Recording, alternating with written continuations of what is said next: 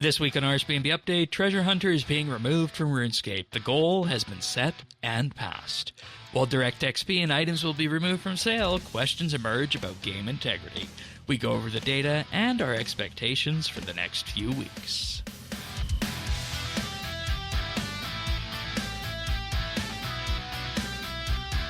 This is RSBANDB Update, episode 1061, recorded Thursday, October 30th, 2025. Yoinking Treasure Hunter.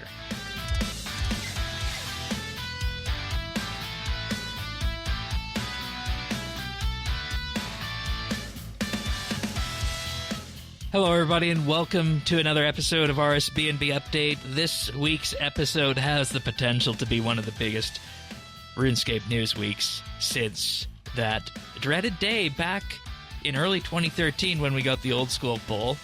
The reason I say dreaded is, of course, because that was a huge moment of community bifurcation that the game never really recovered from, did it? No. She took her stuff and left, and we haven't seen her since. Yep. And the original private server division game. And see, that's the thing. You get into all she this, got a younger man, and you realize, and I've been thinking this a lot over the last 6 months or so, what would a RuneScape look like if we could explore the road not taken?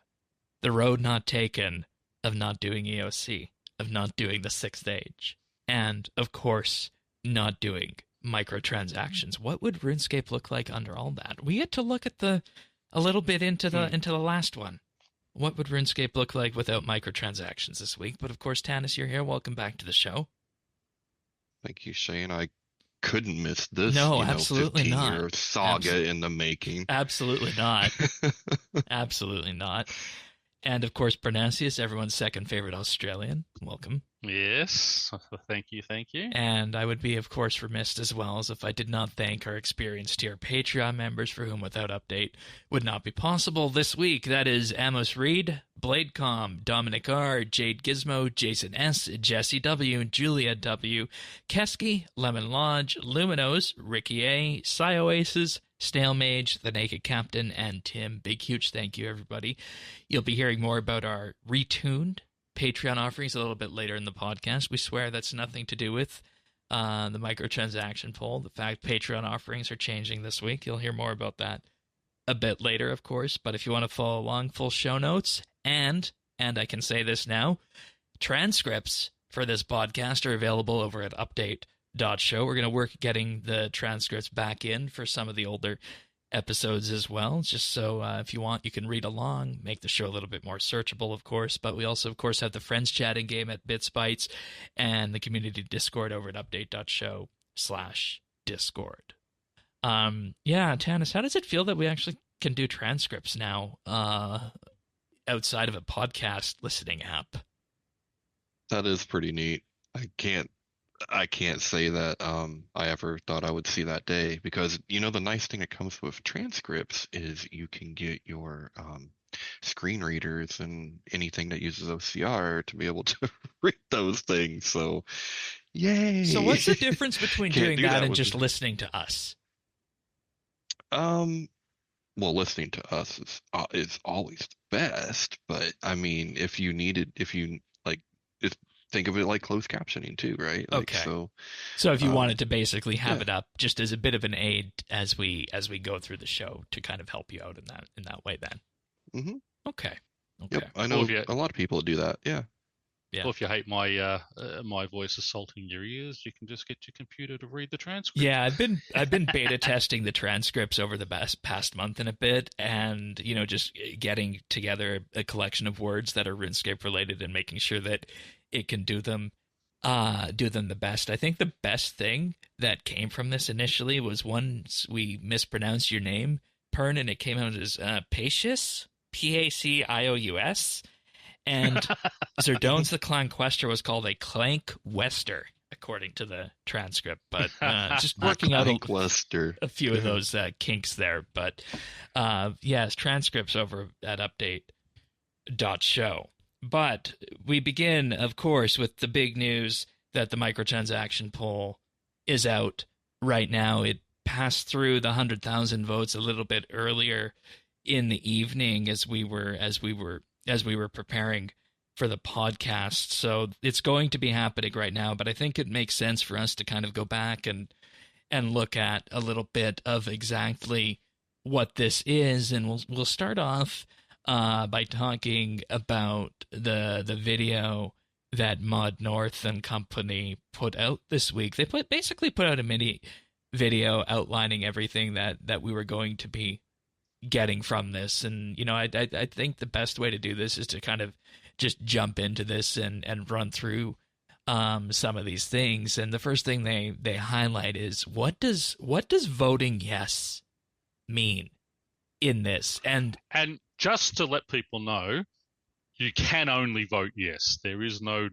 there is no abstain, or abstain obviously is just don't vote, but you only had a yes option. Yeah. So it wasn't so much a poll as more of a green light process. Yeah. Is what I would call it. Yeah. A validation of their plan. And the first thing on there is the full removal of Treasure Hunter from RuneScape. Bam. As simple as that, really. And, we have said for a long time that we didn't necessarily think they would go this path. I don't know if this has come out on the podcast officially from myself, but I was more in the camp of this year of seeing them go the other direction after looking at the financials. That's kind of the camp that I was in, and that's what I was expecting, if I was being honest. Well, see, that's what worries me a bit, is they need to make money. They need to, they've just been sold again. They've got a new owner. There's staff to pay, there's overheads, everything that they have, and they did lose money year on year, this year to last year. So, and obviously with Treasure Hunter being so controversial, what are we going to get it replaced with? Because they're still going to need to make that money, and that is... that is the worrying thing for me. I mean, I understand totally they need to make money. I never had an issue with Treasure Hunter, because if people wanted to spend their money on it, that's fine. It doesn't affect me whatsoever. But their new monetization, that will probably affect a larger majority of the player base. Yeah, and that's something we go ahead. don't know. Right, because the only thing they say unknown this week is they're going to be selling bonus XP and cosmetics. But what's going to happen to memberships? Right. Yeah, are we going to see increase in memberships? Are we going to see bonds tripling in price again? It's... Well, guess what? The dog caught the car.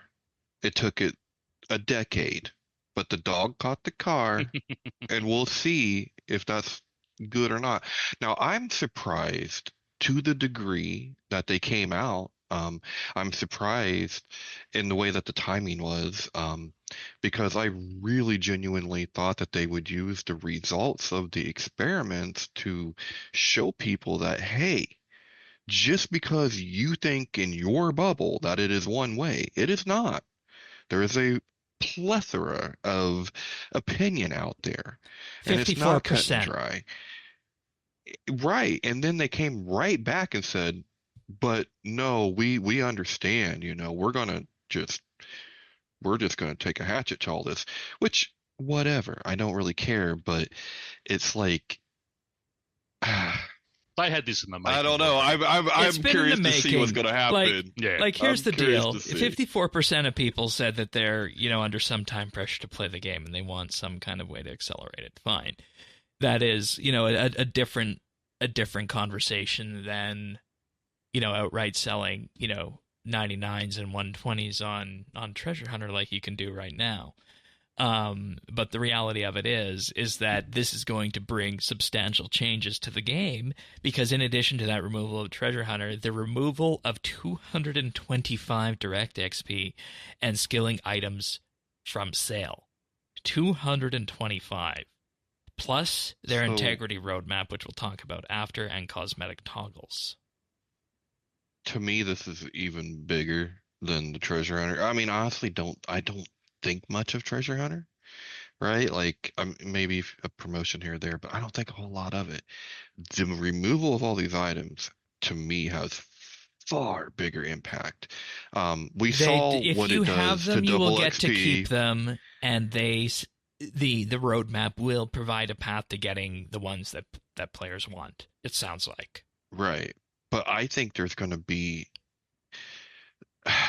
a lot of repercussions from that, good and bad, right? Like I think some of the repercussions are, yeah, time poor players are going to be that much more time poor. The poor get poor. So Doesn't yeah, matter that though. checks. Like Um, when it comes to the integrity of XP in the game and actually, training agility through no, agility, like does it well, like that's what I was going to say. So that's the second part that I wanted to go into yeah. because I think the repercussions that are positive that we might not even understand yet is it'll put the skilling methods and the way that the economy should be working, it's going to put that all in line. The way that all this stuff should have worked, it's going to balance it and put it all Yeah. the way it should be Yeah. working And without this extra in there, right? Like exactly. clogging up and taking up space. Like people will need the resources. They will need so I think there's going to be a lot of positives in that respect. But they will be forced to come up with new content. And what we Exactly. think of an XP rate, maybe that's not the right XP rate. And Maybe there's that's the some work thing to a be done lot there. of people are overlooking at this point. And there was a discussion that actually brought to the Discord earlier is that, they're asking us to agree to something, and it's clear we're agreeing to the removal of Treasure Hunter and these items and microtransactions and whatnot, but it's not clear what we're agreeing to in the integrity roadmap. It could be a very Because bittersweet they moment. said they are, and they didn't mention XP in the video, Tanis, but what they did mention is re-examining the combat status quo. But what also Yeah. we are going to be looking at is rather than just, we'll make a pair of boots and you can put feathers on there and that's how you train agility. This is going to force a relook at some of those older skills and the way they're trained. So hopefully Yeah. it will lead to better development, better design in some of those skills. We've seen the update with crafting, which is decent, was but still okay. not great. But But things yeah, like agility and such, we're going to be looking at different training ways, and maybe, as we said, rather than when you're teleporting everywhere, you're going to get XP when you're walking or running between cities. When you're running around doing a clue, you're gaining XP for doing the running around and such. It's going to, I think, open up a lot more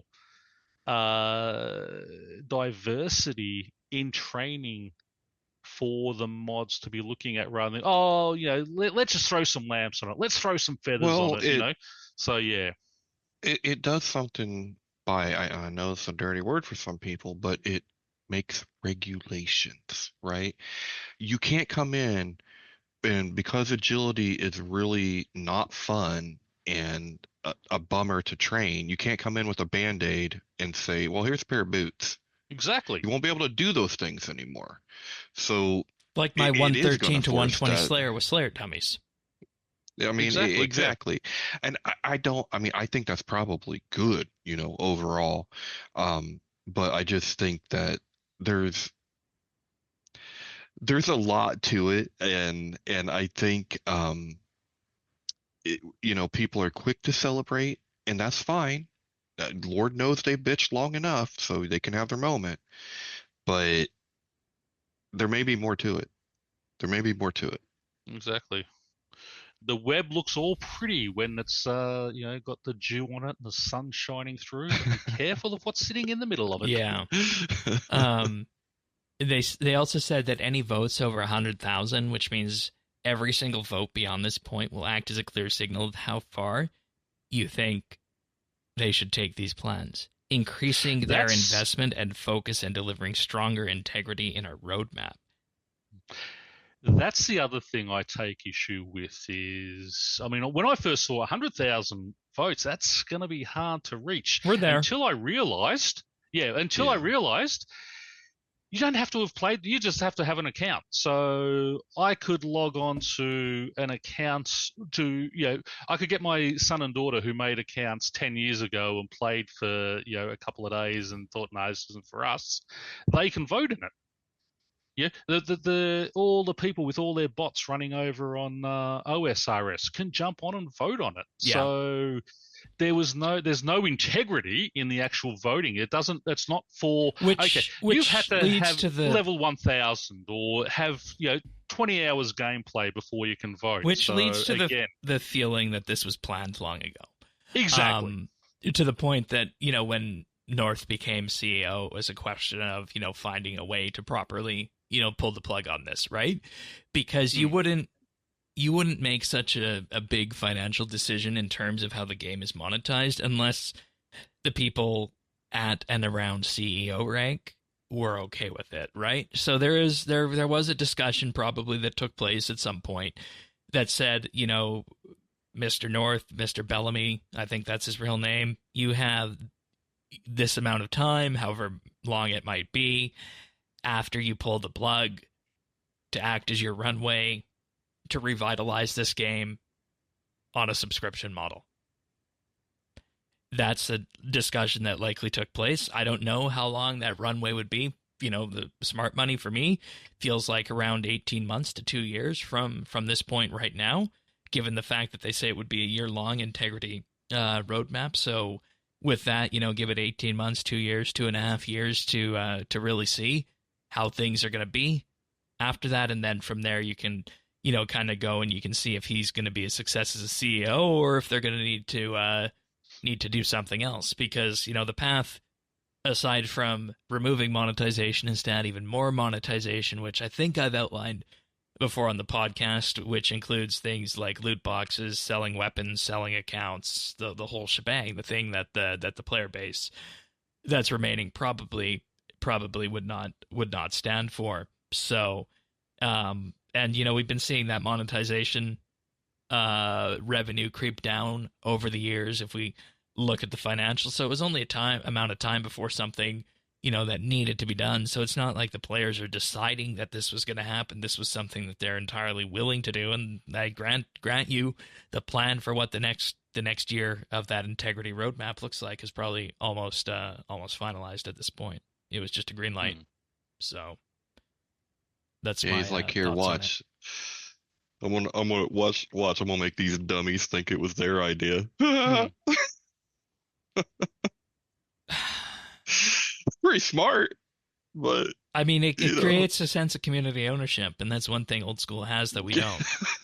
So that was brilliant, but I mean, yeah, if you're right, it's kind of cynical, right? And that's something I really want to highlight too, from my own personal perspective, is that I've been feeling very cynical when it comes to monetizing the game. And I had this thought, on and off a few times, and Sirion brought this to me this past week as well. And he said, wouldn't it be a better monetization option to just have anybody left over on RS3 who you can convert to old school, to try and convert those people and then just ramp the monetization up even more on RS3? Wouldn't that be a better business decision?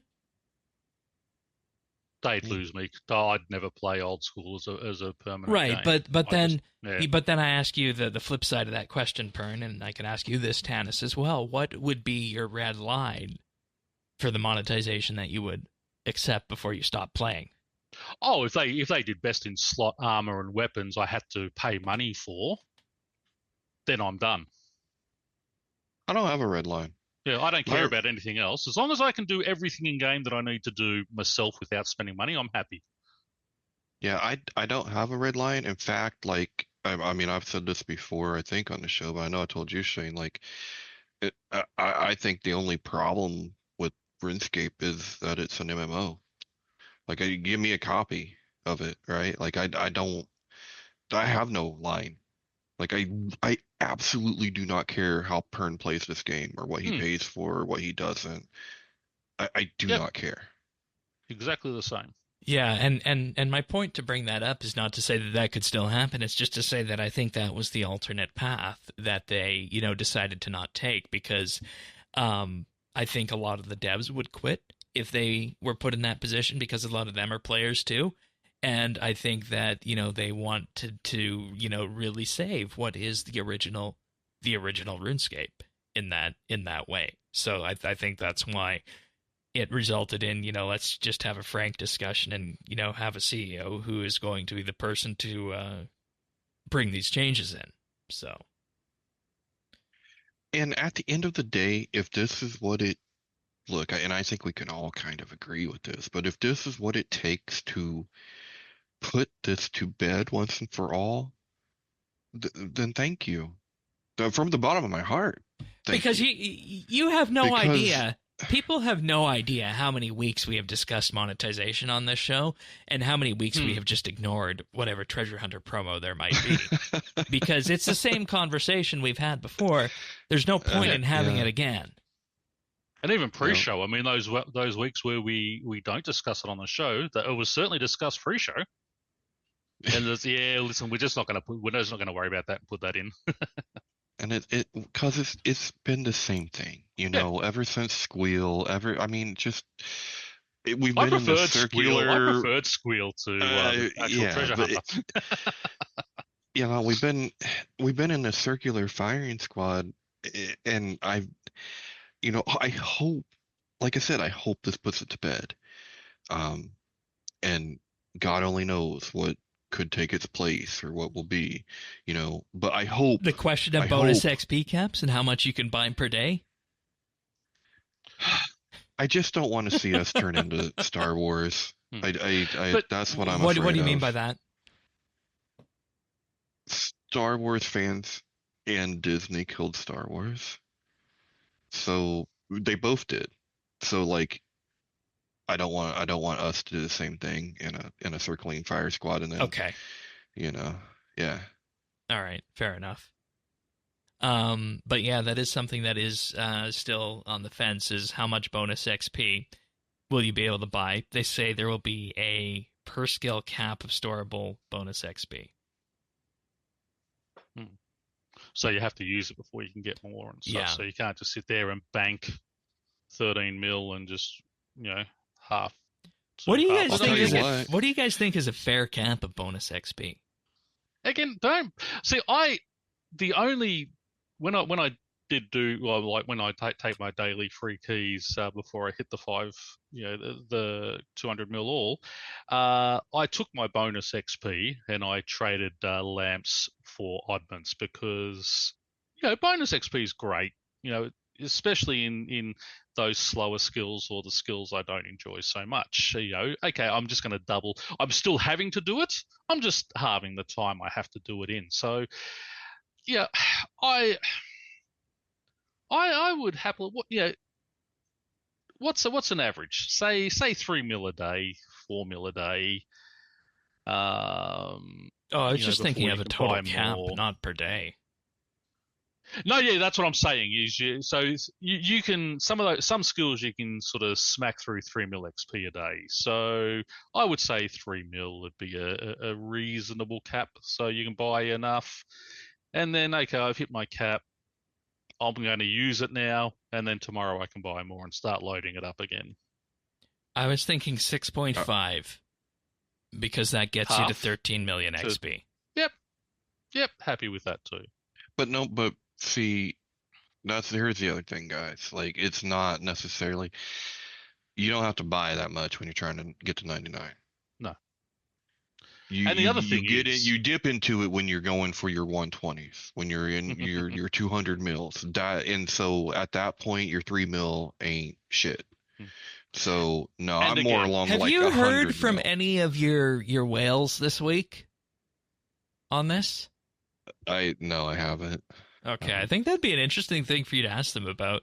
Yeah, I should find out. The other thing is a cap isn't really that bad. It just means I have to start using it to lower how much is there and then go back and get it up again. So yeah, even if they say you can only do 1 million, It's capped at 1 million. Okay, I'm going to run off and do 1 million XP, and then I'm just going to buy some more and cap it out again. So this is what I want this to hopefully will promote a bigger discussion about what is it what is this thing we call XP? What's its purpose? What's it here for? Before it was a progression thing, and that's the discussion we need to be having. What does it represent? Would a game mode called Leagues have opened your eyes to this? Yeah, it sure did. And there'll be more next week about that. But I just it's not I see it very differently than I once did. Because, we can talk about XP and XP inflation all we want, but that doesn't change the fact that there's lots of stuff in game that is still very cumbersome and really annoying to deal with, even if you have no XP grind, in my view. That was one of my big learnings from Leagues. It's one aspect, and I just, because of the way that RuneScape's content works and the way its bans are, I don't know. I feel like that curve is very old. Even though we're in RS3, it's very much a 2000s era kind of feel on that. Right, but I just think we should have a bigger people... discussion about what it is. Like, what does it mean? Is and it how progression? fast should the game and if it be, is, right? Yes. And should we get to this in game? Like, is RuneScape the game that takes 2 years to get to the end? Okay, that's a choice. Or is RuneScape a game where you can have leagues and you can have temporary game modes and you can have all this stuff and it's fun every single time because you can do it in 2 or 3 months? But you'll burn out. If you did it every 2 or if you had a leagues competition every 2 months. No, but no. But in a modern like MMO type game like that, that's not really. I mean, if you want to keep playing your same character, you play your same character because you're in the in-game content. And here's another revelation. We're gonna have more of this next week, but RuneScape's in-game content isn't XP. No, it's actually combat. No, it's just bossing. Exactly. Yeah, it is, and that is the big difference between OS and RS3. Is that I think a lot of the combat in RS3 is what we consider endgame. And when you start questioning everything else around XP, it becomes a very different discussion. Whereas on old school, you're signing up to do that, 2005 era grind to a great degree. When you sign up for that, and that becomes the journey becomes effectively the end game, if that makes sense. When you consider going for things like your complete elite achievement diaries and whatnot that requires insane things like 91 rune crafting and what have you. So and I mean, I'm not even saying that it's right or wrong. I'm no, not really of making course a judgment. not. Just saying that, like, I'm not there anymore, right? Even if that was where I was. I mean, and apparently I had to bend to be as accomplished as I am. My main is a pretty stout main. But yeah, I think when I'm gonna be doing a lot more bossing, believe it or not. Badly, but that is what I'll be doing. Very badly, but well, I guess we should get together that next monthly bit we were considering on necromancy combat optimization and using that as an onboarding point then for the next monthly bit. It would be fun because I mean that's definitely I'm doing that a lot more. I've enjoyed it a lot more than I ever did.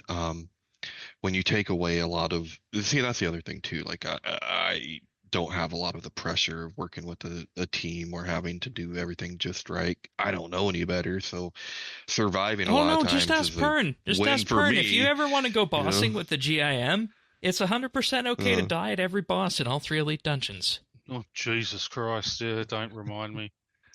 I let the team down so badly. Oh, you're good. Which is why that's why I hate group bossing, because I hate being the one to let everyone down. You didn't let us down, though. Yeah, but I still feel I did. You know what I mean? You did not. You guys were like, don't worry about it, it's fine. But I still I just have that. Yeah, it's just that inner anxiety that feels that way. You can reassure me all you like. I still feel that way because that's why I hate group bosses. All right. Well, I think when I quit paying attention though to like the quote unquote meta, like I had a lot of fun. Like, okay, granted, the melee is the meta for this league, but melee isn't the like overall combat meta, and it is a style that I've always enjoyed. Pause for a second, Tanis. Yeah. Magic presently does the most damage in the main game. Melee is not that far behind. Right. And then Necromancy's third. Ranged comes Really? Necromancy is probably near the bottom, I would think, unless you know absolutely what you're doing with ranged at this point. Yeah. My read of the situation is that with the recent changes to Tupmikins, Magic is up at the top, then Melee, and then Necromancy is right in between Melee and Ranged, and then Ranged comes up past Necromancy if you know what you're doing with Ranged. That's my read of the situation in terms of how I feel right now. Well, I actually felt like melee was viable, and I mean, I know I'm not going to get the extra healing when I go back. It is viable in the main game like that. There's nothing to stop you from playing the way you did in leagues in the main game with it. Right, and that's what I'm going to do. I mean, that's what I'm. Yeah. You know, because I don't have to do the grind. I've already done all these grinds. I'm already done with all that stuff, right? Like, so I can actually just, go in and do that. But, yeah, I'm sorry to interrupt you, Shane. I was just saying, like, that it's been fun. Like, and it showed that to me before I knew melee is viable in my mind. I was like, oh, I could do this, even if it's not the best thing. I'm having fun, and it's good, and the reason, like, we somehow got onto this, and it all comes back to what is the end game for RS3, and I think it leans around combat, and everything we're looking at here in terms of integrity and whatnot needs to lead in that direction. I want to talk about the integrity roadmap, but I also want to talk about some of the data that's there. And then another but in this line is that I also need to thank Patreon supporters this week.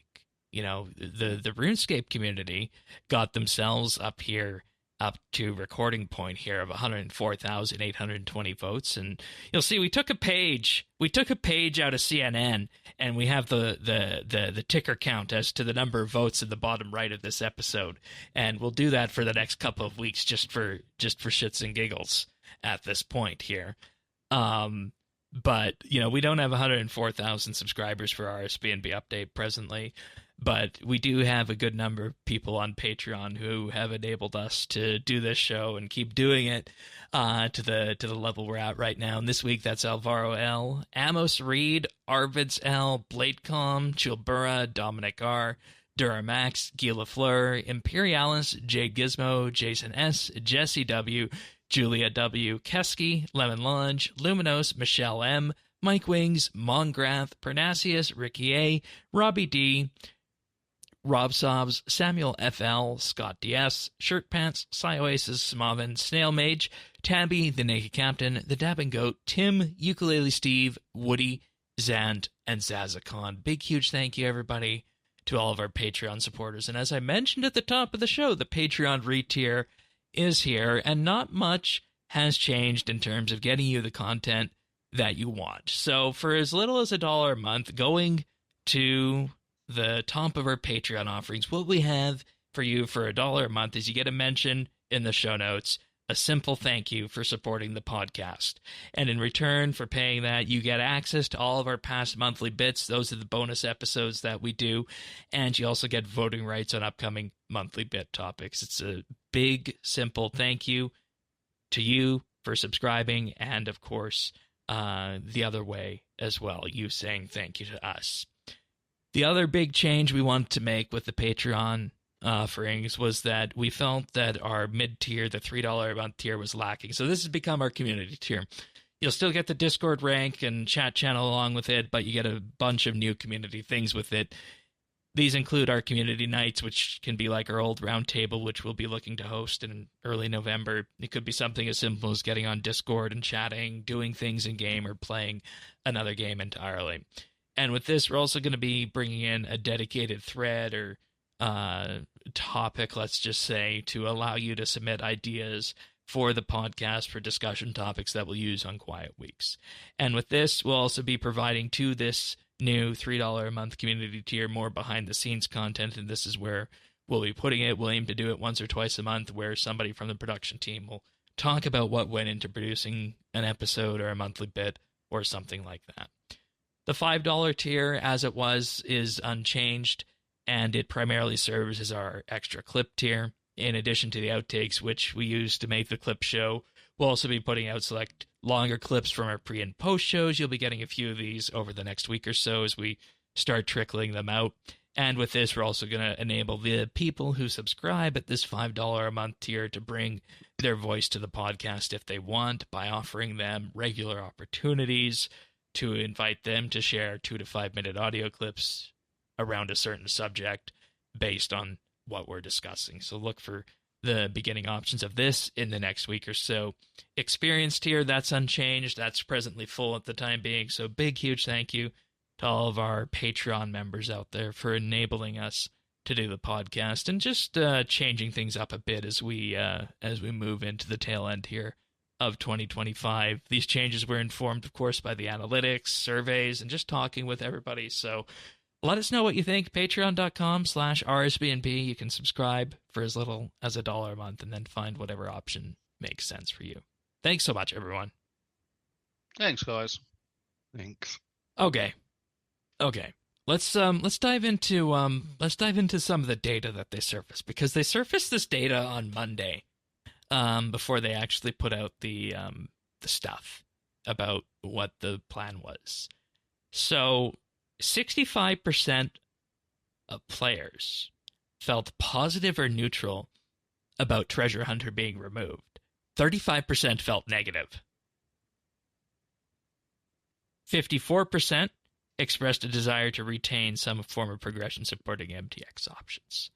So it's that 35% who, at this point, outright Treasure Hunter supporters, and then 54% who want an option for time for playing, and that's where the bonus XP comes in. So what do we do, or what do we feel about the 35% here, who are just off to the side? Well, they're not a vocal minority. But when you add the 35 with the 54, what do you get? 89. Looks like someone else was a very, very vocal minority. 89% having some form of being okay with Treasure Hunter or wanting time-paid progression is what you're getting at, right, Tanis? Right. So the people with lives and the people who, Mhm. want to put in, an hour a day and feel successful. It just means that it was never the way people thought it was in their bubbles. It was never like that. I would like to see a breakup of that 65% between positive and neutral. Because what if it was? How many people were neutral? Right. What if it was like 30% are positive about the removal of Treasure Hunter and the rest are neutral? Exactly right. Because most of the people I speak to are neutral on Treasure. Yeah, well, it's there. Who cares? What if it was 40% neutral, 25% positive about removal? What if it was something like that? Exactly. And, we're not saying this is a bad thing. Like, this needs to happen. No. Yeah. Like, this needs to happen. Yeah. That's where we're at on this. We're just kind of saying, well, if you look at the data a different way, maybe there's something else here. No, I'm saying I told you so. For all of the weeks, all of the times that I said, people actually use this. It's not what people say. It's not the devil. It's not. No, I'm saying I told you so. I can back you up because I know the people that I have talked to as well are in that exact same camp. They're the parents that want to play this game and still feel like they're progressing through it. but they can only play Yeah. an hour and a half, an hour a day once their kid has gone to bed. Exactly. And look, this is going to be good. We talked about some of the things that, are good that will come from this. It's overall good, but don't get it twisted. That 11% hanging out there that has been driving the discussion for the last 10 years can go stuff it because they were wrong. They were 11%. They were not 89%. They were 11, but they were very loud and they made a lot of money on YouTube. And to be fair, the 89 that you combined was, and I just want to be 100% fair because I think you have a good point there, but I just want to be 100% clear that the 35% said that they felt negative about the removal of Treasure Hunter, but 54% expressed a desire to have some form of paid progression. I just wanted to kind of to highlight that there. Yeah. What about this one? 54% of players were more likely to recommend RS if Treasure Hunter was removed. 20% had no change in likelihood to recommend, and 25% were less likely to recommend. I get like recommending it without it because like I could see that, right? Like, I mean, you wouldn't. Yeah, you don't want to, have somebody suggest a game to somebody that's full of like. It's kind of like you could deal with your mess a little bit better, but you don't want to like offer to someone else, be like, oh, and then they're like, oh, it's kind of messy. You know what I mean? Like, Yeah. you don't want to put your mess on someone else, kind of, but.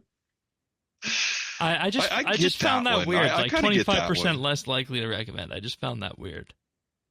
That's weird, but it's also pretty small.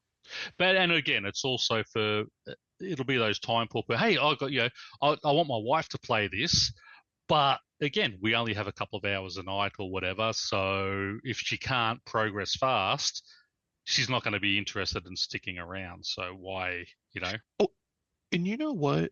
Like, maybe we also still need to see a breakdown of is it the XP driving that? Because that 25%, it almost feels like maybe it is. For some reason, my spidey sense is going off, going, that might not be time poor people. That might be the die guys. That might be the Santa hats out there. That might be something. That might be the different. Cosmetic. I don't know. The cosmetic whale crowd, but that's large. Yeah. And I think, and the other thing that should be a grand realization here to a lot of people, specifically the old school players, is the fact that we're saying that there's 25% who are less likely to recommend and 35% feeling negative about the removal of Treasure Hunter. That shows that a lot of the people who are playing this game today simply do not care. The people who have cared have left, and the last contingent of them left with Hero Pass. Yeah, and I don't think any. Yeah, I really. That's why when you saw things pop up, you see it is almost. I don't want to say it's completely manufactured because it does start with an issue, but a regular normal issue gets just magnified in ways that it doesn't make any sense. You know what I mean? Like every issue can't be Hero It's Watergate. Pass, although everything is Watergate. Yes, right? Everything is a gate. Yes, exactly. Yeah. The famous scandal for people unaware that took President Nixon down. Yeah.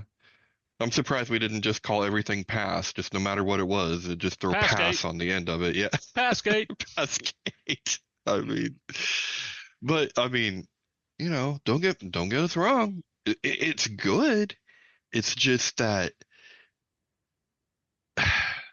that very, very vocal minority they were never a majority. They weren't. Yeah. And they call this. But that's the same if. I'll just say they call this a notable contingent of players expressing concern. But again, I still feel they should have broken up the 65% of positive and neutral. They should have shown separately, the neutral numbers separately. Oh, absolutely. Let's talk about the positives here with this. Reducing progression-based MTX and removing Treasure Hunter brings a feeling of integrity back to the game for people who responded. It also makes people feel like the reputation of the game would improve, and the experience during the experiment felt better without Treasure Hunter promotions popping up every day, and removing Treasure Hunter reduces disruption to gameplay and the in-game economy. I don't think anybody can disagree with any of those. No, not at all. For the and no one wants to see the ads, right? Like no one advocates for the way it's done. Like even I if have they're stopped advocating to have using it. my daily keys because I feel like it's just a lot of the promotions are just too complicated. Right.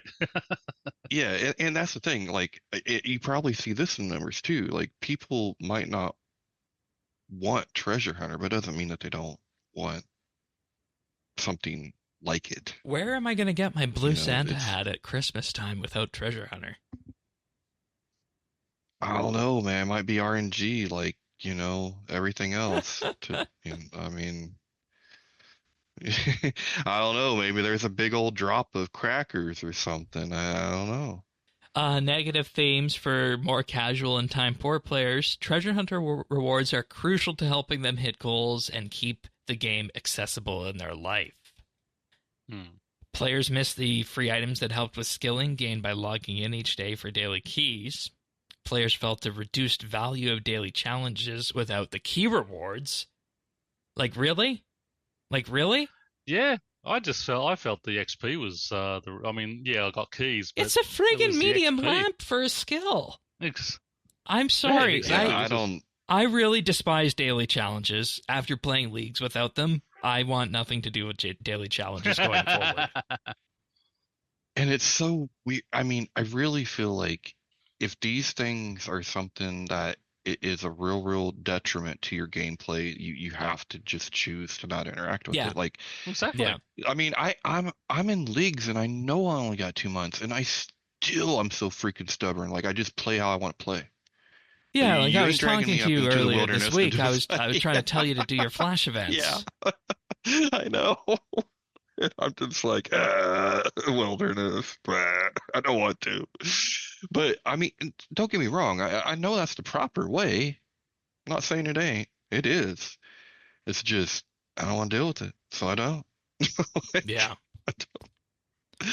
Same thing with caches, right? Well, that one's legitimate though, because I just waste my time there. But I mean, I really do. Next week on all this, I'm gonna drive a big friggin' skewer through all these things that are imbalanced, and I'm gonna make you cry, Tanis. Do it. No, that's okay. Stick the rapier through it. No, because I think we need to look at what progression is, what it should be. Because I think I am of the opinion that there are so many things. And granted, it was all amplified by leagues, but when you protract this out over months, it becomes lots of XP from not playing the game. And I want to see that addressed in the integrity roadmap. Add wilderness flash events to your account for only $55 a month. Ugh. Yeah, and just like the little band-aids that they've been putting in with making the training easier, the same thing is with the XP. Whereas if you got the XP rate that felt good, if it felt right, if you had integrity, you weren't getting XP for doing other things other than the training, but the training actually was lucrative. That's a better discussion. Yeah, exactly. Like, and we'll start that discussion next week. Wrapping up Experiment 1, 76% felt the changes show RuneScape could be headed in a positive direction. 79% did not feel that the MTX experiment changes made the game more of a grind. Shocker. I say that, but we have high XP rates. Like nobody ever needed Treasure Hunter to make the game less grindy. And finally, only 26% of the game felt it was less fair without access to Treasure Hunter. And I'm using the Jagex definition of fair there. Yeah, it doesn't. See, and I would have loved to seen the inverse of that because I don't think it feels less fair, but I also absolutely don't feel like it's more fair, Yeah. Just right? because of Like I that does not don't mean 74% say it was more fair. There's probably a exactly. sizable I middle was- ground. I was neutral. I was neutral on that one as well. And that's the I don't thing care. that RR Man came to me with after the episode and talked about the definition of fair, because that's when I blew the gasket on the word fair. Yeah, you hate fair. Shade hates. For those who don't know, Shade hates fair. The word fair. Yeah, the It's word. very arbitrary. It is Self-love, arbitrary. It's one of those words that can mean whatever you want it to mean, which I don't like. Exactly. All right. Is it fair that I'm not a millionaire yet? Jesus. Cosmetic free worlds. These ones were here as well. 63% said that the current cosmetics break immersion. 59% want to see less flash visuals. And 84% of players who answered the survey wanted some form of cosmetic toggle. Yeah, the only place they really bother me is when you're at places like Divination, Incandescent, and 10 people have freaking flying dragons. Yeah, I mean, around the ones that don't feel grounded are the ones that I have an issue with. Yeah. But, you know, I think everything that's in, like, Treasure Trails is okay. And, you know, just, like, the basic recolors and whatnot that you can get from Solomon's and whatnot to have whatever RGB value for your clothes you want, I think is okay. Yeah, I mean, and I'm not here to like critique anyone else's like fashion choices. I mean, that's part of RuneScape too. But I do have to say, did anyone else just feel completely validated with like I almost could have told you what these results were going to be, right? Like, I mean, Oh no, we knew this one was going to be This all this was just going to be the felt- clearest we one based all on just how felt many right. people were using those cosmetic free worlds. Never logged onto one.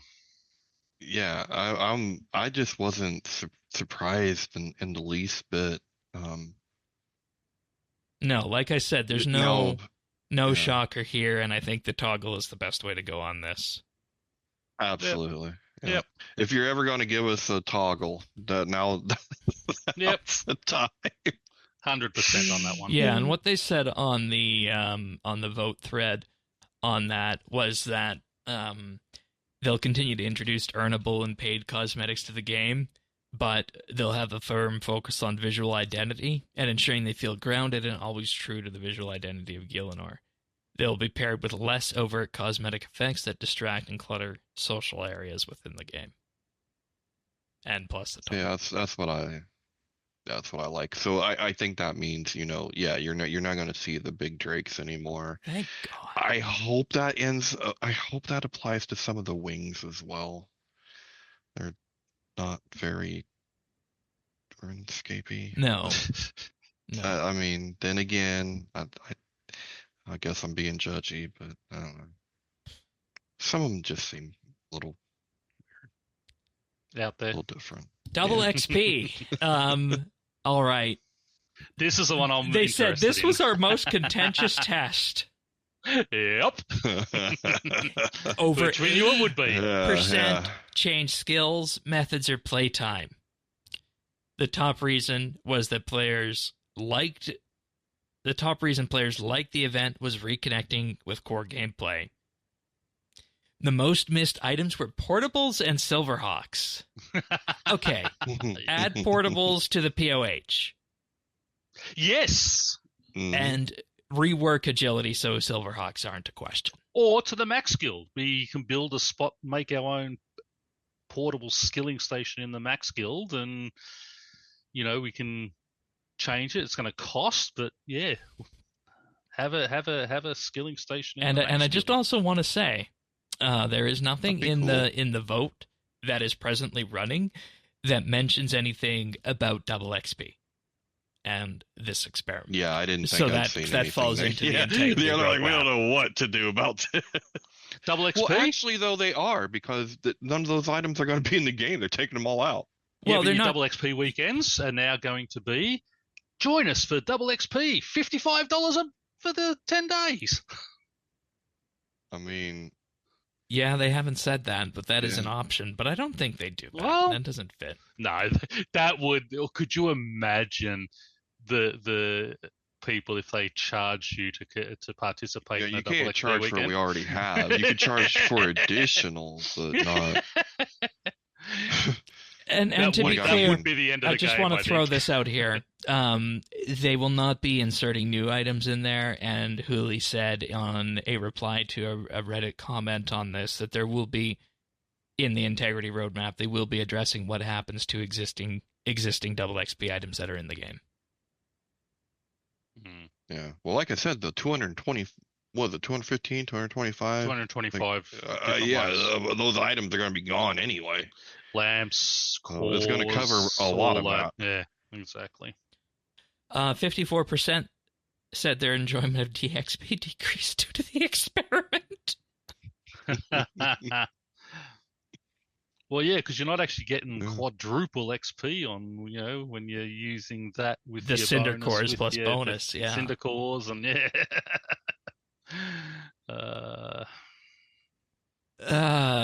Yeah, how you deal with this one is going to be a big question. Yeah. But 65% of players who take regular breaks said DXP is an important moment to make gains when they can't often make time to play. So I think DXP is sticking around probably in some form or another. Yeah.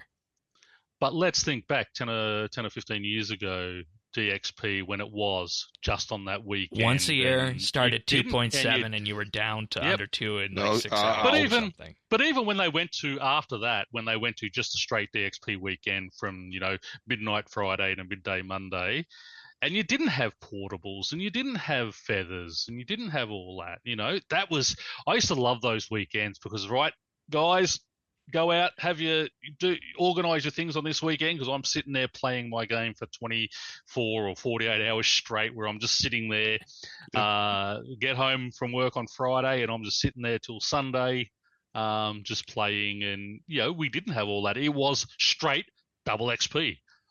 If something dropped 100 XP, you were getting 200 XP and that was it. And, Yeah, that was a game health. I mean, that's a game health update that I really feel is like cheeseburgers, right? Like, look, I know I shouldn't eat cheeseburgers, but I love cheeseburgers. I want to eat cheeseburgers. So should I play for 18? No, but can I do it once a year? Exactly. Yeah. Once a year, it's fine. Exactly. and it was funner. I mean, I don't think there just can't. Is there a debate about that? Like, there can't be because it was fun. It was funner. Yeah, it was funner. One thing I want to highlight. They see players branching out and reconnecting with the game's skilling loops, which we believe, they say, is crucial for the future health of the game. That makes me happy, because that was always one of my biggest concerns. We've been beating that drum. Yeah, we have for a long time. And we beat it from all directions, right? Like from the economy angle, from the integrity angle, from like... Group Iron Man? You can't... I mean, it's like, thanks, guys. Thanks. You caught up. I'd like to know how long we'd really been talking about, getting back to the core loops of the game. Oh. Well, I know it went into overdrive after archaeology because that loop really... Yeah, that sent it home brought that as into to, like the forefront. How it's supposed to be. Yeah. Yeah. They also have said that while it's apparent the value of shared AFK skilling experience at social hubs, some of this feedback will be influenced by diminished returns compared to usual double XP, and they will be considering how to retain some of the positive of those experiences in healthier ways. So, with that, they said that double XP and its use of AFKable skilling items serve a gameplay loop for players with less time. So that's kind of where all that leads. But again, you could have something like a obviously you wouldn't call them proteans, but you could have an invention machine where you can throw in a whole lot of your logs and it'll make them into a stackable unit. Like we what already they've done have down that here at RuneSpan with that unstable essence that you can use. Yeah, but like even the tempered fungal shafts, that we can make make stackable bowstrings and all that type Well, of and thing. we've had You can things do like things that. like that.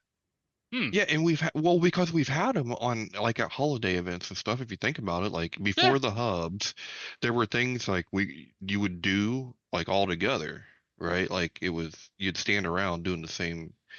I mean, I think before we actually ever had a bonfire in game, we had a bonfire in a holiday event where that's we're right. all Yeah, standing that around Christmas throwing our one. love. Yeah, Yeah, yeah. so I mean, you could do things like that. They have like Yep. I think that would be the way, to kind of maybe address Yeah, something and like I think that. it's that when you look at this double XP side of it, that's when the alternate future here for RS3 really starts to emerge. Because old school would never do double XP, but it's very clear from this post that double XP probably has to stick around in some way or another with this. And I think getting through all these, you get to what it should look like if it had carried on. So. Yeah, and the other thing is like it it doesn't cause harm in of itself. It doesn't it's the protein stuff. It's all that other stuff, right? Which I don't have a problem with in of itself, but if we're gonna make game integrity a thing, we're taking those out, that's good. Let double XP just be what it was. Hmm. I mean, I'm But cool that's with yeah. that. But as I said, you can still have something similar in a stackable version that's using the resources out of the game. Like, I mean, you look at magic logs. I mean, how many billions of those will be in the game? You imagine something where you can make that into a stackable item.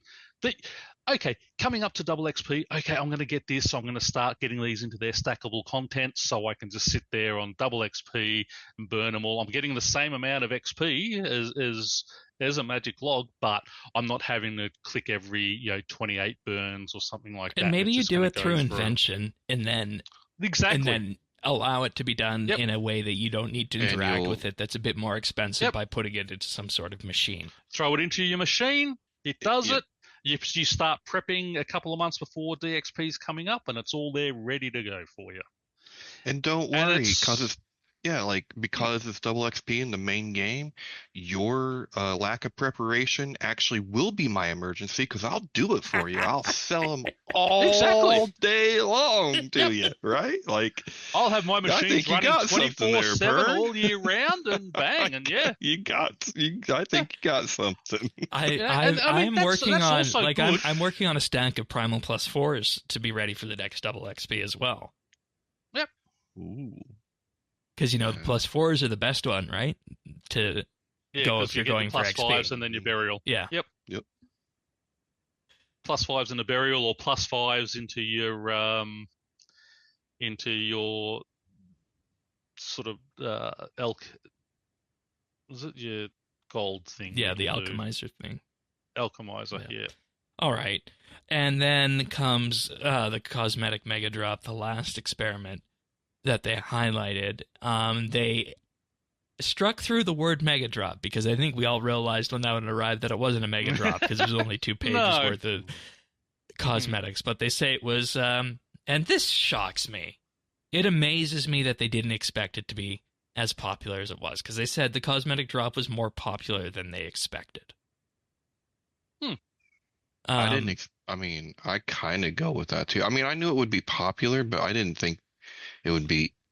I mean, they said people bought it 2 or 3 times over. Yeah, 75% Like purchased multiple items. Yeah. Yeah, like that. That I didn't. I didn't see that coming.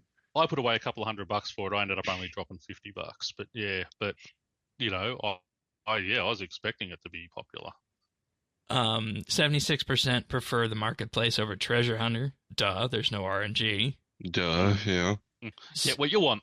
68% said the larger selection to choose from increased choice or increased interest in cosmetics, which is good because that means that that's another point to sell things with. And they saw some more of the same themes from their cosmetic-free worlds where the players were requesting and leaning into a visual style that felt more a part of the world and avoided disrupting immersion, with fantasy and medieval, dark and gothic, and lore cosmetics were the most favored styles. Yep. That makes sense. Yeah. Of course. 48% We're playing a medieval style want game. the focus to be on immersive, lore, or retro-themed cosmetics. I want the Gothic's retro rune armor to come, and its rebalance. You're right. Retro immersive. Yeah. I'm with that. 44% of the players avoid buying cosmetics perceived as low effort or unoriginal, with 36% avoiding purchases that feel out of place in RuneScape. Mm-hmm. I feel like this one was clear, to me, just looking at it. I wonder why it shocked them. But again, because they listen to the minority and not the majority. Well, I think they just didn't think that. I mean, because I wouldn't have thought it would sell. I had no doubt it would be the most popular of the experiments, but I didn't think they would make the bank that they made. Right. I mean, yeah, because my case study for this is always Rocket League and Overwatch, because once upon a time those games had loot boxes that were used for cosmetics, and they got rid of them. And after they got rid of them, the prices of cosmetics went up. But I mean, the value we were looking at for what we got in this cosmetic drop, I think it was something like between $4 and $8 for some of the cosmetics that you would normally have to gamble for on Treasure Hunter, which is, a damn good value. I was expecting, $25-$30 per for them, and it was, as you said, it was. I think the couple I bought were like $6 or $8. It was just like, I'm sitting there, seriously, is that all it is? Which was a really good value. But again, it's these are the type of things people have been saying for ages, but because you're not out there screaming on YouTube. Because it's monetization. Yeah. Because it's monetization, right? Like, no Reddit post or YouTube video is going to do well when it talks about promoting direct sale monetization, as this experiment did. And I wager right now, if I went out there and I put out a YouTube title about this episode and I made it to the tune of promoting direct purchase bonus XP and cosmetics, I can guarantee you this episode wouldn't do as well as if I talk about Treasure Hunter being removed in the title. You'd get a ton of thumbs down without even people watching it just because of what. So. No, you got to do. It has to be something sensational, like Jagex changes RuneScape forever. Well, that's the data that came from all the surveys. We also have the integrity roadmap, and we'll get into this more in a couple of weeks when it arrives. But if we were to just jump on this right now, what are the biggest things for you guys that needs to be addressed in this integrity roadmap? So, skilling for skillers, right?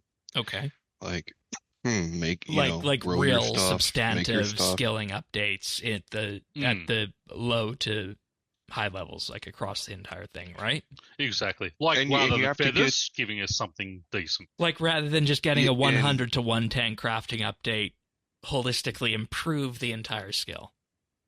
Exactly.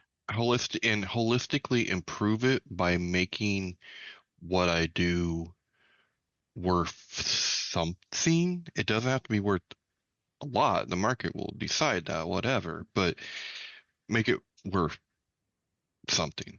Don't make it so that someone can just go.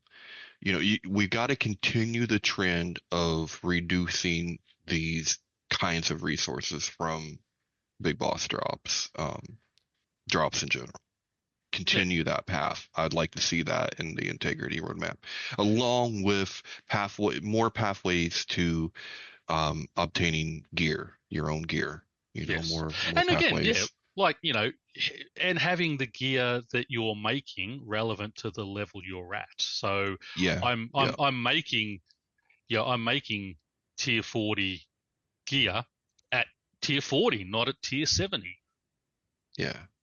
And maybe not every freaking 10 levels, right? I mean, but just make it so that there are pathways so that you can do that. You can get your stuff, right? Like, um, and then I guess like that stuff I mean, that falls under integrity, right, Shane? Uh, I mean, yeah, using the skills for what they're intended. The way they highlighted is things that hold RuneScape back. So UI, onboarding, dailyscape, combat status okay. quo, which combat gear Okay. and crafting gear at the appropriate Yeah. level does fall into combat status quo, in my view. Okay. As Yeah. well as XP progression, ensuring each skill is a satisfying experience to level up. So yeah, I think what you said ticks the box. For me, it's got to be the big And offenders. Or were you done? Oh, I was just going to say, as for Okay. UI, they just need to continue going down the path that they went with leagues because they made a good one with that. So Yeah, that was they a can really do good that. UI. They can continue that path. Yeah. Anyway, sorry, Shane. It's got to be the big offenders that were exposed to leagues for me, which is the likes of realizing how refreshing it is to play the game without daily challenges, looking at how many things we do in this game that are some of the best ways to train various skills that aren't actually interacting with the skill itself. So I'm looking at, in particular here, flash events and divination caches, just to give two examples. Mm-hmm. Gates of Elidness, the best crafting That too. That one too. I think that one is already on the lookout for the mods to look at in relation to that. And as well, just realizing how much of the game is an XP grind, and then from that realizing, well, what lands after that, does it make sense to have, trees worth of content trees rather, to unlock something else, to the point that was such a pain point for a lot of people in leagues. And I think we're at a good time for this too. If you look at a lot of the feedback that came from leagues, you can almost pipe most of that into this integrity roadmap kind of thing. Mm-hmm. Pern, what about you? Yeah, no, again, yeah. I mean, the UI needs a lot of work. But my main thing is just making that skilling useful. As I said, if I'm crafting a tier 40 piece of armor at tier 70, or fletching arrows that are T50 at T70, it's just crazy. It needs to be that like for like, and again, making things useful. Yeah, great. I can make 1,000 green dragon hide armor, but What's the point? exactly. Mm-hmm. Why? And that's what I do like about that with the mining and smithing update, where you do the +1, +2, +3. Where you're putting more and more and getting more and more XP. I like that idea. It feels a little slower at the start when you're making your tier 1, 2, and 3, but when you hit the 4s and 5s, then bang, you're getting those big drops of XP. That feels satisfying, and if you're sort of building on those, having things, your monster drops. I'd love to see, well, what's the highest? The dragon armor, dragon hide armor now, which is above the royal. Having those as a base for armor that's dropped in from bossing. You build it on top of this. So I've got my dragon armor. Yeah, I'm putting these plates on to make the armor deal, or make the whatever it is. I'd like to see more, a more symbiotic, a more symbiotic purpose between skilling and combat. And again, things like, I mean, agility. I mean, what's the point other than getting your max cape? Really? Yeah, okay, it'll get me through a few things quicker. but you're just running circles around the same place over and over again. Yeah. You know, let's Like the revisit textbook it, reason. you know? The two big textbook reasons to get agility higher on OS, and I'll use this as an example, is that after you've done the Elite Karamja Diary, that becomes the best way to craft nature runes, even outside of the Abyss. With Shiloh Village, is there that agility shortcut there? I mean, it gives you a nice shortcut if you're sort of killing things in the Taverley dungeon. But even by the time you get to those areas, you're sort of beyond those creatures anyway.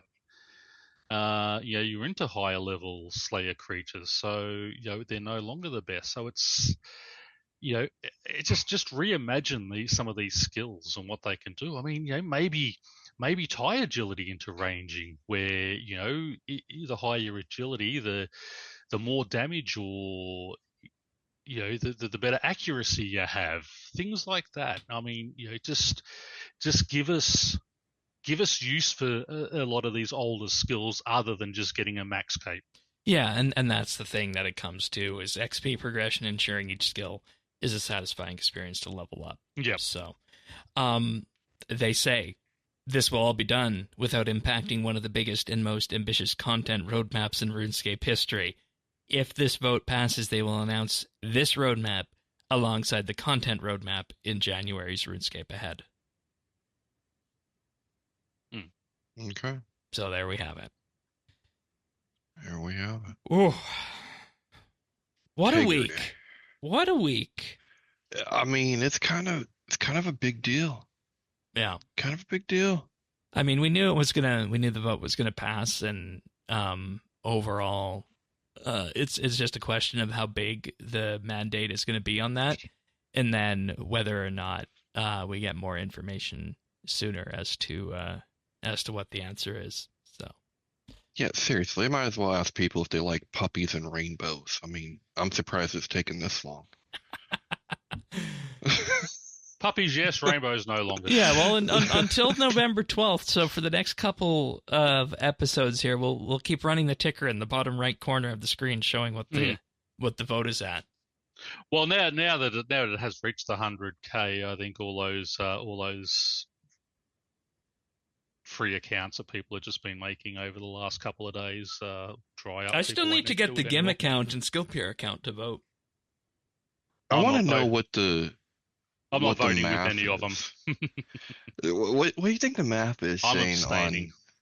on 100K versus what was it a couple of years ago when they made a big deal about, what was it, like 300 million RuneScape accounts? 250.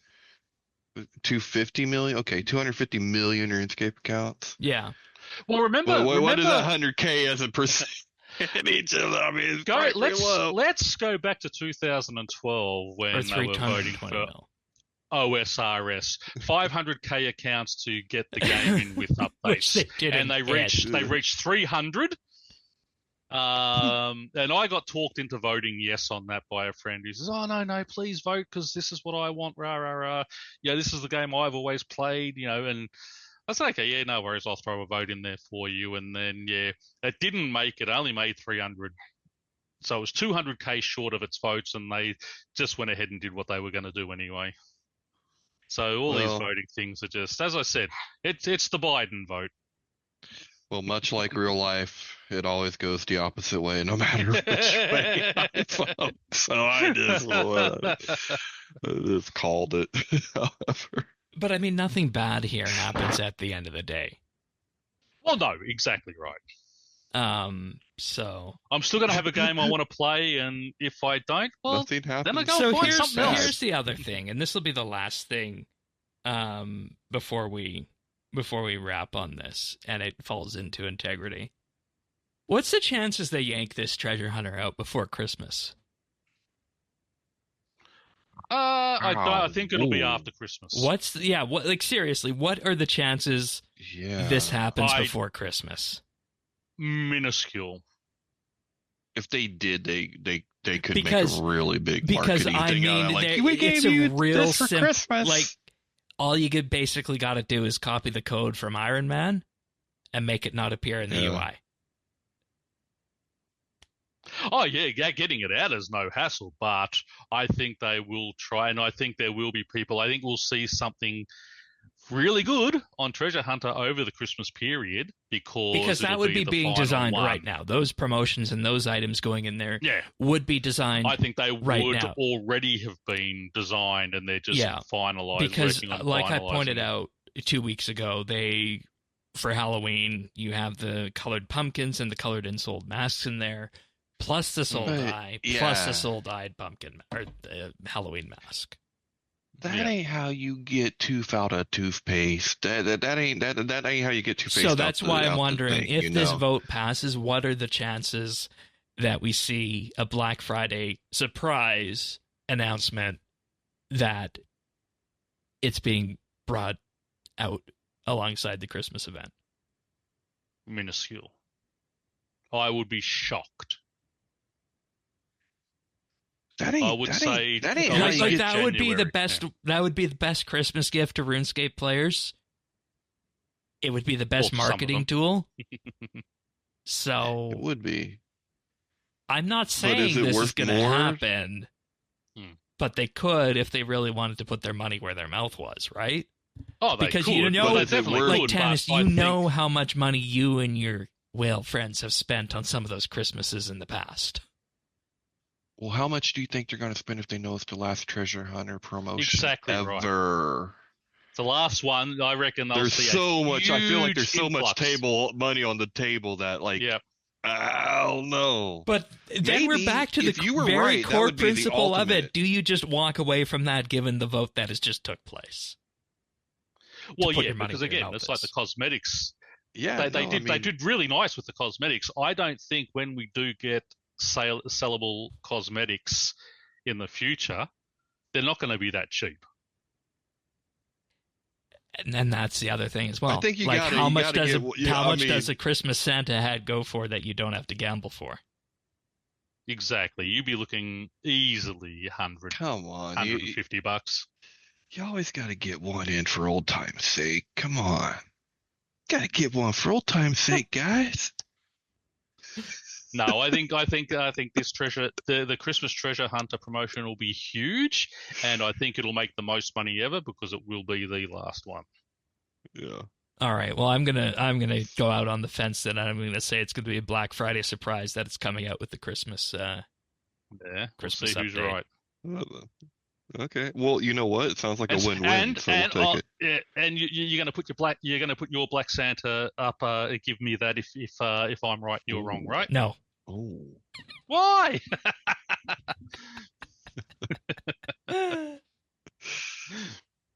I'll bet my If there was Halloween only a mask place set you could against your fight Black for Santa. the Santa hat. Well, I'm fairly certain I'd win after that, given what Pern said about his combat earlier. Yeah. Well, if there's only a place out in the desert we could go to settle things like that. I can't drop down and punch in the nuts in the game, so. Oh, I had to end this segment with a bit of a wild card into when this was going to be. So let us know, everybody, when you think Treasure Hunter will be yoinked from the game. Give us your best guess and most rational guess too. The kids call it yeeted, I think, Shane. Right. It gets yeeted. Right. Yeet. Yeah, that's right. Yeah, no, I like the yoink from our little mushroom friends. I remember it was yeeted a number of years ago when we were doing something. I'll have to go back and see when that was. But you're right, Pern. It has been. Oh, it yeeted might be for a long something time. new. Yeah, you know. If we have yeet. anybody in the under 15 category listening to the show, let us know what it is. 6, 7. All right. I made that What not cool. is 6'7"? I don't hear know, that but I a just lot. made it not cool. I've heard that a bunch of times, and I don't know what it means. It doesn't mean anything. Okay. Are you sure? Yeah, I'm sure. They just say it. Just say it. Okay, it's not like the tent before RuneFest, right? No, no. Raising your tent pole, Shane. All right. Well, let us know what you guys think either way, folks. But what have we been doing in game? Who wants to go first? Because it has been a little while here. Let's get Tanis go Yeah. first. Where are you at on Yeah, leagues? so I've been um so doing well in leagues, at least for what I set out to do. I've enjoyed leagues so much, and I appreciate leagues for the perspective and the things it's kind of showed me. Um, I'm glad. I was wondering if and you would. yeah, it really, I don't know, it just opened my eyes to Uh-huh. a lot of things, and I really appreciate that. At the same time, I played leagues as leagues is meant to be played, probably until about, the tier 6 relic, and then at that point, um, I've kind of been playing how I want to Yeah. play at, Yeah. in the last, Yeah. little while. But that's been fun, and once again, that's added to this kind of new perspective. Um, so, And you did it all with my going with doing a rejuvenation and not going production master at clues. yeah, yeah. Um, yeah, I mean, and no wilderness events, no caches, nothing like that. I haven't done anything like that. Yeah, I mean, the farming I've done has all been farming. It's like just I haven't even done animals really, right? Like I've actually been growing stuff. Animals are Like it's all cumbersome to been do in leagues. I didn't think they would be, but they are cumbersome even with advanced time. yeah, I kind of felt that way too, and so I mean, I've really been enjoying. So coming into leagues, when Shane, I didn't even know it would be a possible thing, but when Shane's like, "Oh, people will be maxing," yeah, that's no thing. That's gonna be easy. So that was like my goal. I was like, okay, well, I wonder if I can try to max. And we're on our way. I mean, I won't make it, but I might make tier 7. I might. That's not impossible. I'm just looking at I've your still got stats right now. yeah. And I don't know how much of the tasks you've done around smithing, fletching, and mining, but going between tier 6 and tier 7, it is entirely possible to exhaust the mining, smithing, and fletching tasks and get to tier 7. Okay. And I still have a lot of the higher end, Like of the there's mining 400 and points for fletching and mining stuff. 200 animica. Yeah. So, So I've still got some room there. I've still got yeah, I mean there's still I think there's still a lot of places I can be. And there's a few big 400 pointers that I can do anytime. I just haven't done, like the money. I can get the yeah, pet anytime. yeah. I just need to go down there and do it. Stuff like that. So, but I've really enjoyed it. I'm probably about halfway to maxing. Um, but hey, it's been fun. I mean, Have it's fun been with really rune fun, crafting, and I by the still way. got a week. You have two. I'm still You have thinking two. about what It goes I'm. to the 11th. Oh, okay, yeah. So I don't know how I'm going to do the rune crafting. So actually, I'm going to have to make some runes because there's a 10,000 rune task. And a 20,000 rune task. Oh, there's a 20,000 one too. Okay, yeah. We'll see where we end up after the task. Uh, I'm not above rune span. I mean, I'm really You not know, above rune span. RuneSpan With is 16 how. times XP, Yeah, it's fine. it is, especially Yeah. if you chase down a few rune spears with it too. And there's also some, things like the Greater Runic Staff. There's a couple of there's a lot of points for using your rune span points that you get from doing all those too. So Yeah. So yeah, I guess that's pretty much where I am. But still trying to decide in these last couple weeks. Where am I going? Where am I going back to? Will I be dividing my time? Maybe. I'm really not feeling long XP grinds anymore. So and I am going to be doing a lot more combat stuff. And I'm just going to be doing it my style, which maybe that means I'm not going to be doing um the super high level stuff, but that's okay. Uh, I mean, this is what the end game is, and so I'm going to be doing that more. But at the same time, like I don't want to give up the Iron Man because I enjoy it a lot. So like I'll probably just really sweet talk my wife before Christmas time when I have to renew everything so that and just renew both so that I can, you know, come and go as I do. All right. Yeah, fair enough. And um, uh, the thing that has been really revealing to me throughout this entire league is just how many points are in high-end skilling, whether it be crafting, uh, fletching, mining, smithing. Not so much things like archaeology. I think the biggest one in archaeology is finishing the Everlight dig site. But there's definitely a lot only of... only one. That shocked me that there was only one dig site that was up there. Yeah. That sounds like it shocked the pug too. That's the old girl. But Tanis, anything else? Nope, that's it. All right. For me, I have finished leagues. I did what I set out to do. I got tier 7, which is I had never in any of the old school leagues I'd done before completed all the max relic tiers, so that was something I wanted to do. So I got tier 7, and then I got adamant rank 30,000 points by again, like I said, returning to skilling, which is something that I didn't think I would be saying in the league, but there's definitely a ton of skilling things that I landed on. And you might be surprised, but the last skilling push that pushed me to that 30,000 point mark was actually woodcutting and fletching at level 100 with the eternal magics and whatnot, and fletching all of the eternal magic things and elder things like that. That's what pushed me there. But I know it's been a while since we last spoke, but when we last had the What Have We Been Doing section, that was my weekend where I was full into combat, and I did the Lanicaeus spear grind in about 70 KC.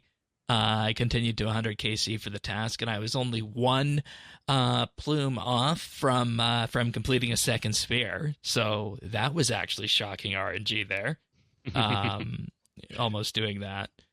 But where I was not successful on my loot was the Dagannoth Kings. I spent a Sunday afternoon at the Dagannoth Kings. 101 KC. Whoa. 2 Warriors Rings. And 3 Dragon Hatchets. And that's it. Jesus, that's low. Damn. With League's boosted rates. Damn. Yeah. Yeah, how many? Because I've got 11 dragon hatchets, and I think I've only just kicked over the 100 kill count. I've got 3 of the 4 rings. Oh my god.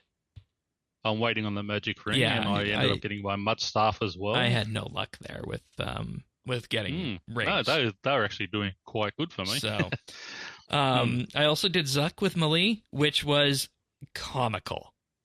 It was comical because I went specialist, which I think I reported on last time we had the What Have We Been Doing section. And the idea behind specialist was that the special attacks deal 50% more, and you can clear entire Zuck waves just using your Dragon Two-Handed spec with the EOF that you're given. So it's crazy when you compare that those specs scale with your weapon damage, and the Lanicaeus spear weapon damage is 90, so add the 500 to that, and then that scales way, way, way up there. So that was comical. I had to, of course, get 99 farming, because that's who I am. I did that at the POH with the Mushroom people and Advanced Time, and through that process also got the farming pet. Of course. Nice. Shane has to have the farming pet. I did 99 Herblore through Aya, which, again, Advanced Time, absolutely crazy. I could have just stopped at 96, but I went to 99 for the hell of it. And my favorite bit of the league, which is going to make the two of you roll over in your grave. I got 104 Slayer. What? Yeah. I got more. Wow. But here's how I did it. Really? I pushed to Bosses. Shattered Worlds, Reaper. World 105, and then repeated yeah, 100 to 105 numerous times. And then in the span of 5 minutes, I lamped from level 90 to 104 Slayer. Okay. I knew there had to be some too. I'm like, why? Why did he go over? I thought you were just taking Reaper tasks. No, the Reaper task got me to 90.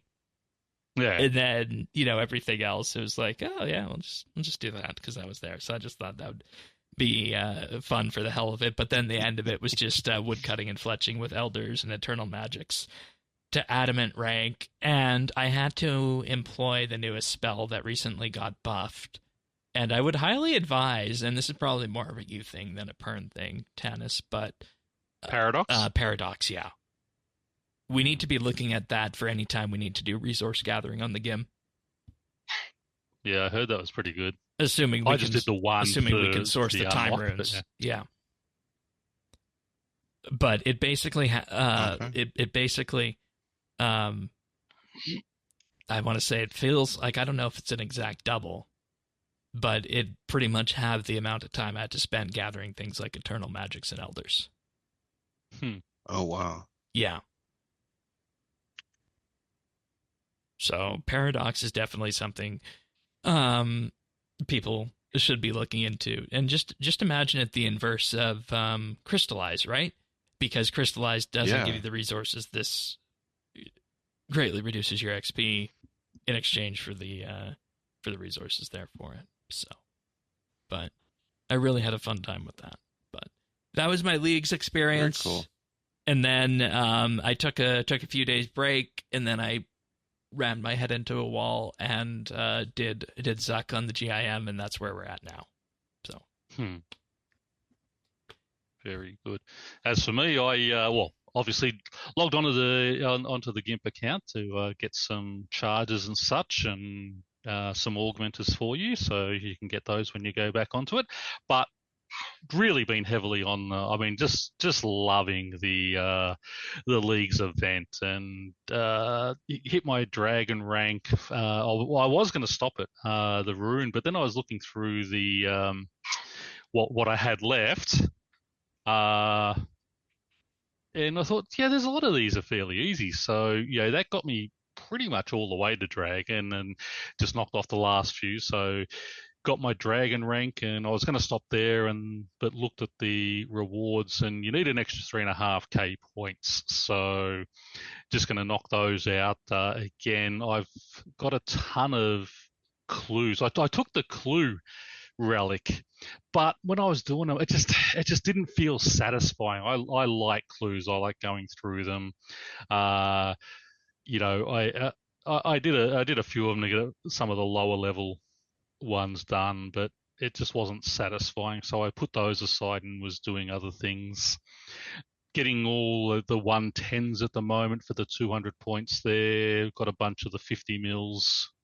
I was surprised that you only get one 200 mil. Yeah, no 120s, right? No 120s. No. That's a copy and paste over from old school, because the tasks are 99 and 50 mil there. Yeah. Right, and surprised me also, you get no points for things like Slayer Souls, because obviously once you hit that, and I've got because I was doing proper Slayer, I've got 35 souls, but there's no points for unlocking 10 or 20 souls or anything like that. But still, that's neither here nor there. And basically doing all the easy bosses I know, but now that I have sort of hit that, and I should knock out the extra 3.5k over the next couple of days, gonna start trying the Nexus, and going and trying to solo Kelphite King, and just some of those higher ones there, and just sort of get an experience of those bosses that I haven't done. Zuck yet. No, I haven't. Let me sell you on this. I'll be doing Zuck. I think you should do that first. For two reasons. One is that it's a good environment to do it in, since you haven't done it on main yet. And the second thing is that for melee, the Zuck Cape for the overpower ability is really transformational. And it can help you at all your bosses. So you should probably, if I was going to say it, move that to the front of your list. Do that to the front one, yeah. And again, that's it, and that's basically what my last couple of weeks going to be now, is just experiencing all the bosses, learning them without dying 150,000 times. Like I ran through ED3, got up to the Blackstone Dragon very easily. Died to a hand there, but anyway, that was just my mistake. Jumping backwards in the wrong spot. ED2? The one with the one up in the wilderness. Yeah, that's ED2. Okay. ED2, sorry, ED2. Yeah, I was wondering because you mentioned hands as well, and I thought that's very much an ambassador thing. Yeah, but it's also a Syria thing, and it's also a ED. I jumped backwards straight into them and died. But anyway, but it was fun learning them without worrying about dying so much. Yeah, and that's the best thing about leagues is that it can act as that sort of sandbox. Yeah, learning the learning their mechanics and things without dying and things. So yeah, just having fun, and that's basically with me. Excellent. Alrighty. Next up from there, we do have a few achievements this week since last week's episode was pre-recorded. So starting off with our high score achievements, we have Smavin with 120 firemaking on the 28th, Chimney Lax with 99 ranged on the 27th, Godin with 200 million construction on the 27th, as well as Jantor with also 200 million construction on the 27th, Bladecom with 150 million woodcutting on the 26th, Iron VSS with 99 smithing on the 26th, Smavin again with 120 thieving on the 26th, and Chimney Lax with 99 strength on the 25th. And moving on, we see Godin, 200 mil woodcutting on October 25th. Jadcore, also 200 mil woodcutting on the 25th. They must be working together, those two, or in a competition. Price TX hit 99 smithing, October 25th. Turd Sniffer 0 hit 120 archaeology, October 22nd. Chimney Lax with 99 rune crafting, October 20th. Iron VS hit 99 mining on October 19, and also he hit 99 invention on October 18. Awesome. And then in Leagues news achievements, we have Pyrnassius got his dragon rank on the 30th, and Kingali with a strength pet on the 22nd. Then we have Juan Peru made it to tier 7 on the 20th, and Thaxi made it to tier 7 on the 17th. And then we have a Snail Mage with the Raziel weapons at 97 and 171 KC on the 28th. And then Bladecom with a Dark Onyx core and all skilling pets unlocked on October 25th. That is awesome. Nice. That is a good one. Two very, very big ones there, both the Dark Onyx core and the skilling pets. Yeah. And just going back to my skilling pet, it's the first one, and up until today, the only one that I had gotten in leagues, Kangali, the kangaroo. I thought was appropriate for me being Aussie, being the first one.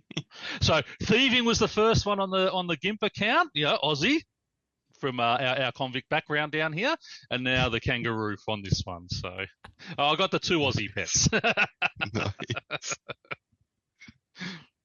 Nicely done, everybody. Moving on for pick of the week, we have something that we use here to make our thumbnails at the end of the podcast called Affinity Photo. And the reason this is the pick of the week is because this software has recently gone free. Recently as this week, you can get the entire Affinity suite, which includes a layout engine for producing print publications if you want to do that. It also includes a vector art tool set as well as a photo editing application. And these are all bunched together now into one piece of software that you can pick and choose from. Previously, they were 3 pieces, and now you just enable whichever piece of software that you're going for. And the reason I like Affinity Photo in particular, and the reason I moved to it, is because it doesn't involve a subscription. The Adobe software, of course, is subscription-based, and the whole thing in the move recently to Apple Silicon was that, we needed software that wasn't going to be 15 years old, the one-time Adobe purchase kind of thing that would work on the modern computers, and that necessitated looking at what the options were, and the one that stood out was Affinity Photo, because it will import the Photoshop PSDs, and it operates on the same sort of layer methodology. It has a lot of the same sort of effects and whatnot. The user interface is a little bit different, but the entire thing behind this is that if you are looking for something that is a Photoshop replacement that is not GIMP, Affinity Photo is probably the thing that you want to look for. They have versions for Mac OS, they have versions for Windows, they have versions for iPad. Practically any modern operating system where you want to use this is something you can pick up and use. It's a full photo editing suite, and it's recently gone free, like I mentioned. And you might be wondering, well, if it went free, how exactly are they monetizing it? Well, if you want access to the AI features, that's what you then pay the subscription for. It's bundled now in with Canva. So if you are familiar with the AI software and you're looking at that and you realize that you've used Canva before, these two are together now on that. But I always recommend that somebody have these just in their back pocket. If something comes up, you have a photo that you're looking to print out or put out on a card or a birthday greeting or something to that effect, and you just want to do some quick touch-ups to it, you need something like Photoshop or Affinity Photo. If you want to do image editing that's a little further along than, say, Paint.net on Windows or Mac OS Preview, Affinity Photo will get it done. And like I've mentioned, I've also moved our YouTube thumbnails over to Affinity Photo from Photoshop as well, not too long ago. So it's a great piece of software, something that I've been able to ease into over time. I still have sometimes some questions about the user interface flow with it, but if you are looking for some kind of image editor just to get yourself off the ground and maybe even get started in terms of playing around with these sorts of things, and you don't want to go the full Adobe route, Affinity Photo is definitely a good way to go, and you can find that linked in the show notes over at update.show. Excellent. Yeah. But would highly recommend it, just to, the kind of software everybody should have in their back pocket. I used to mention Pixelmator as the macOS version that allowed you to do a lot of the photo editing stuff, but that was macOS only. So now here's something we can actually mention that works on Windows as well. So, Affinity Photo. But cool. That's pretty much it for this week. I don't know that there's anything else. I don't know that we could top it any other way, given everything that's come up this week. So, very interesting next few months. Next week, of course, we'll be doing our League's Wind Down with the same panel that we started off with Theory Crafting on. So look forward to that. If you want to get that when it arrives, subscribe to the podcast on all your favorite podcast listening services. We're on all the big ones out there: Apple Podcasts, Pocket Casts, Spotify, and more. You can just click on your favorite one over at update.show/subscribe. And, of course, with that, we're also on YouTube at youtube.com/RSBANDB. Do give us a like and subscribe there. Greatly helps the channel out in terms of discovery and whatnot, especially with some of the things that we were talking about earlier in the show. So share the show, tell your friends about our discussion we had this week, and let us know what you think. Let us know what you think. But either of you have anything else before we go? No. I think we left it on the table. Indeed, Indeed. Sounds good. Well, always good. It's just funny with what RuneScape said with their, what they learn in the dark, I guess. Where did they say cosmetics. That? No. When they said with the cosmetics that they were shocked about that one. Oh, okay. They didn't mention about that. They're in the dark about so much stuff sometimes. Yeah, or people's of fantasy, medieval, and dark and gothic things. Yeah. All right. Well, always good having you on the show, Tanis. Thank you, Shane. And of course, Pyrnassius, everyone's second favorite Australian. Great to be here once again. And with that being said, we'll be back next week for another episode of RSBANDB Update. See you then, everyone. Take care. Happy Skype and See all. ya.